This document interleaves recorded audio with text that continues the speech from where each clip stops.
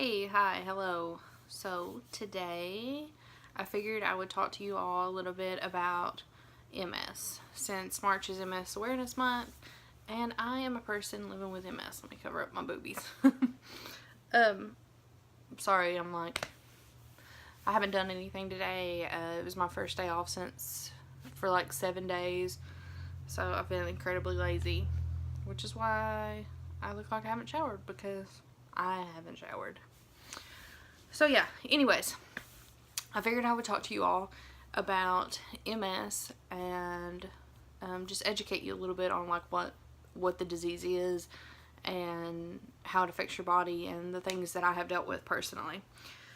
So, for starters, if you haven't watched my other video explaining like my diagnosis and my treatment and stuff like that, go and watch it because it'll tell you a little bit, just a backstory on how I found out I had MS and all that stuff. So, let's get into it. To begin with, there are 4 types of MS. There is RRMS, PPMS, SPMS, and PRMS. Now, PPMS is primary progressive, and that is probably the, it is the most, I don't know how to say that, it's the most debilitating form of MS. It's like slowly worsening over a period of time. You don't really recover when you have a relapse, and when I say relapse, it's like your body will have symptoms like you'll have a lesion that will be active, which means that whatever part of your brain or spinal cord that lesion is on will be affected. So like if you have a lesion on the part of your brain that, let's say, is controlling like the nerves in your left leg, then your left leg may be numb or tingling, or you may have like pain. It can just be like a number of things. So like when that happens, like it can be permanent. Like that part of your leg can go numb, or you can lose the ability to walk without assistance, things like that. So RRMS, sorry, I keep looking down because I wrote down notes, because I'll never remember everything I want to say if I don't, which is also another great thing about MS, is that I have no memory. So anyway, RRMS is relapsing remitting. Now this is the most common. People who are diagnosed with it, like, this is most commonly what they're diagnosed with. I think it's like 85% of people who are diagnosed with MS are diagnosed with RRMS. I'm one of those people. So RRMS stands for relapsing remitting multiple sclerosis. So that means that if you, like I said, let's say, like you have an active lesion on your brain or your spine, and that affects like a certain part of your body, or, like you have like symptoms, then you're having like a relapse. Well, sometimes, that can happen, and you can have those symptoms, those problems for a period of time, and then your body kind of like corrects itself. And so then like the symptoms will go away and you go into remission. Like you feel better. You're not having those issues anymore, and your body's like getting back to normal. So then there's secondary progressive MS, which the symptoms so there's SPMS, which is secondary progressive MS, and that means your symptoms worsen over time, and it can either be with or without relapses or remissions. So sometimes like something will happen, and you'll have an issue, and like I said, your body will correct itself and you'll feel better, or it won't.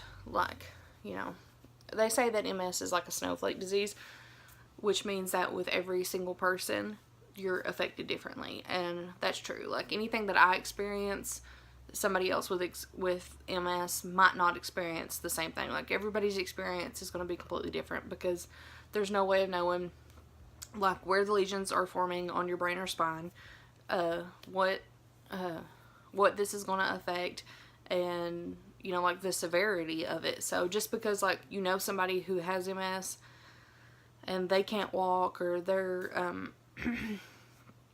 having very, like, severe problems with it, doesn't mean that that's going to be my experience.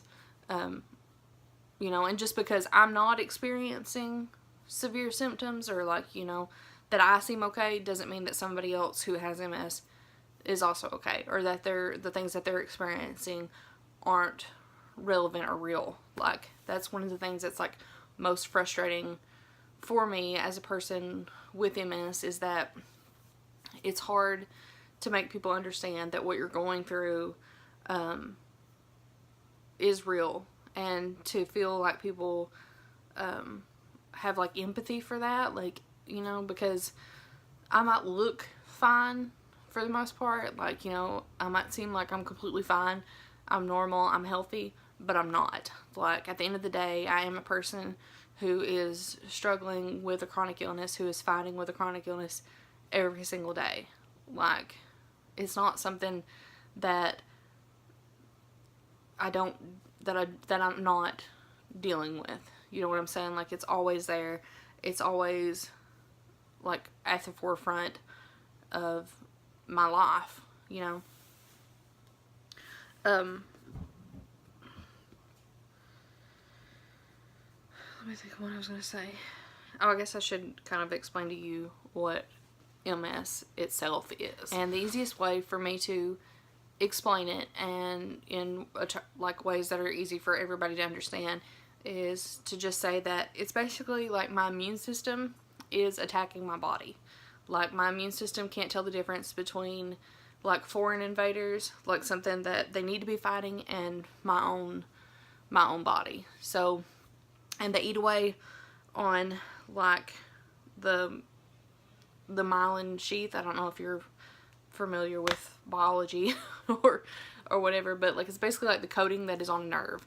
So, like, let's say that, like, your central nervous system is like a train track, and MS is, like, eating away at that track. So, you know, like, it's like there will be, like, a gap, like, in the track. So communication is, like, lost.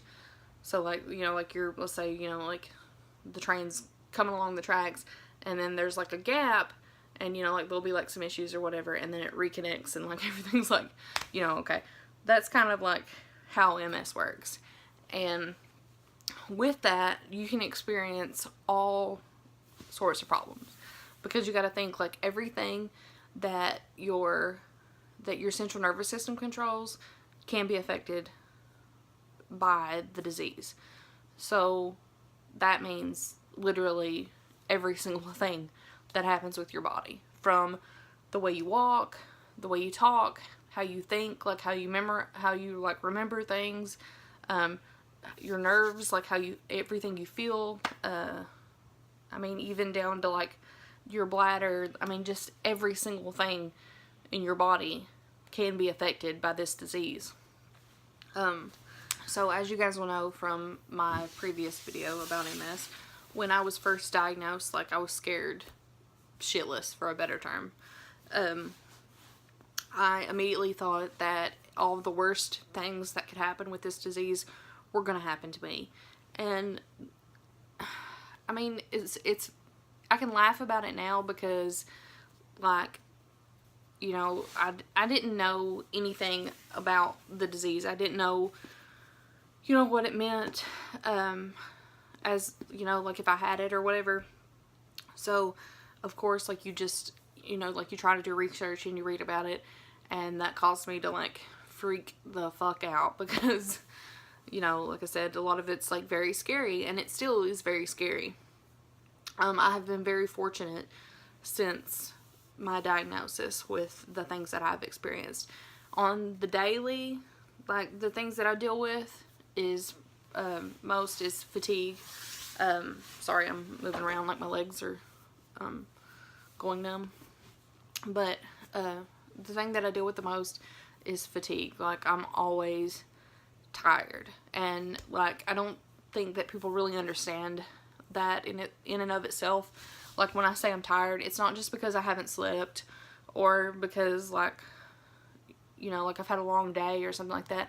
Like, it's a different kind of tired. Like, fatigue is just, I mean, it's a kind of tiredness that never goes away. It doesn't matter if I sleep 16 hours, I'm still tired. My body is exhausted, and like my mind is exhausted, and that takes such a toll on you, you know, mentally as well. Like, always being tired, always just feeling so worn down is hard. Like, so like I said, it takes a toll mentally. So dealing with the emotional aspect of being a person with a chronic illness has also been really, really difficult for me.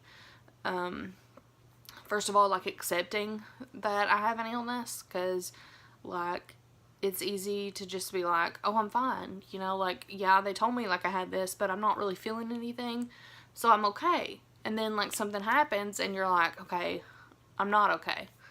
And, it's hard to admit that there is something wrong with you. I've always been a very independent person, and so, like, and just very, like, relied on myself. Just, you know, dealt with everything by myself. Not that I didn't have people there to help me with anything, because I've always had, like, a support system as far as, like, my parents go, my sister, my friends, like, people have always been there for me.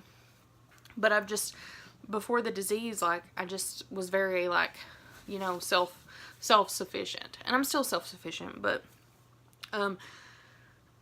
after being diagnosed with the disease, like, you realize, like, that, you know, you can't just depend on yourself. You have to have other people to help you. You have to have other people to help you just deal with it.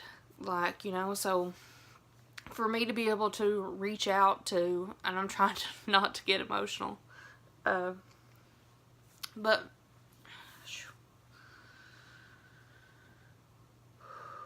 for me to be able to just reach out to people and say, you know, like, hey, like, I'm dealing with this, and I'm not sure how to deal with it, was probably the most difficult thing for me. Was just being like, I need help. Like, I need somebody to just help me, like, process all this. Like, I don't think, if you've never had to deal with having an illness, it's almost like you grieve. Like, I feel like I grieved the loss of who I was before the disease, if that makes sense. Like, and I still do. I'm sorry, I'm getting emotional. But you have to grieve the loss of, you know, like, everything that your life was before. You have to, like, let that go. And that's hard to do. Like, that was extremely difficult to do at 27 years old.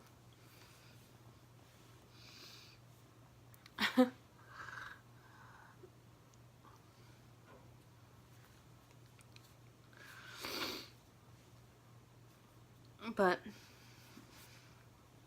okay, anyway, like I said, I have been very fortunate with everything that I've had to deal with. Like, I've never had to go through it alone. Like I said, I've always had a good support system. I still have a good support system. I've still been able to work, and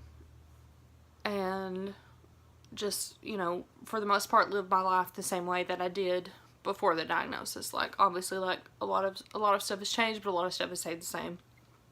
Like I said, mental health has probably been one of the most difficult things for me. But I started taking antidepressants. Like, I was able to like speak to my doctor and let them know that, you know, I was struggling, and so that's helped a great deal. I would suggest that for anybody. I mean, whether you have an illness or not, like if you're going through something mentally and you're just not like able to just function like you normally should, then ask for help. Like, you don't have to go through anything alone. And there's no shame. There's no shame in asking for help. You know, that you can't control what is happening inside your body any more than you can control the weather. Like, so reach out, ask for help, because there is help and things will get better. So other than the emotional stuff, things I've dealt with has been like numbness in my leg at one point, which just kind of like threw off my balance. It wasn't like very severe.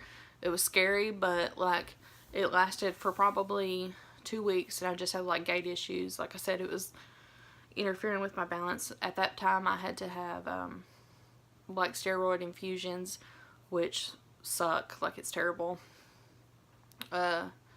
Just because it causes your blood pressure to go up. Like, when I had to take them, like I had to like have a port put in my arm and wear that the entire time that I was having to have the steroid infusion. So like, you feel like you can't just go about like your everyday life like as normal because you have this thing in your arm.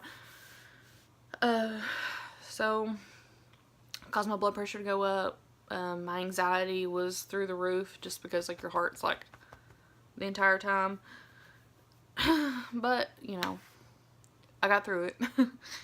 And I've also had to deal with facial numbness on occasion. Like I said, like sometimes I can't feel my face. I have a twitch that is pretty much constant, like on this side of my face.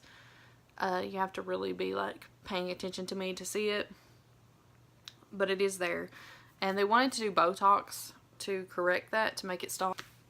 So they wanted to do Botox to correct that, and I went to a consultation and they like went over it with me and got it approved with my insurance and everything, and all I had to do was like go back and get the shots. But I decided against it just because like Botox is essentially like a poison and you can have like, you can react to it and you can die, and that like terrified me. You know, like even though the percentage of that happening is very small, it scared me, and to me it just wasn't worth it. So I opted out of that, and I was like, I'll just deal with the twitch unless it becomes something that is like really interfering with the way that I live my life, and right now it's not. And another thing I always talk about is like the side injection marks that I have on my body.